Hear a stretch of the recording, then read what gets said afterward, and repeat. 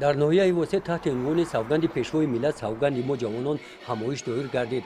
همایش مذکور در حاشیه مراسم سوگند یادکنی پرزیدنت جمهوری تاجیکستان اساسگزار صلح و وحدت ملی پیشوای ملت محترم امامعلی رحمان برگزار گردیده.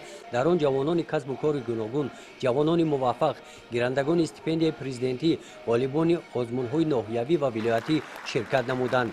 در این چهاربینی با سخن افتتاحی مدیر بخش کار با جوانان و ورزش در ناحیه واسه قید نمودند که باعث افتخار است که پیشوای معظم ملت محترم امامعلی رحمان بعد از غالبیت در انتخابات نوبتی پرزیدنت جمهوری تاجیکستان رسما برای 7 سال آینده سازنده و پیشرفت تاجیکستان عزیز نزد مردم شرفمند تاجیکستان سوگند صداقت یاد نمودند که این سوگند ما و شما محسوب می‌یابد.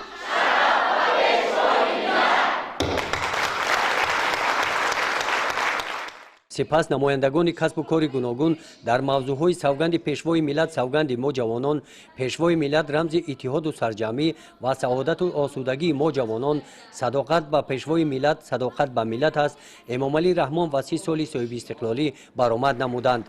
با در نظر داشت مذاکره ها و پیشنهادهای جالب از نام اشتراکچیان همایش اظهارات قبول گردید.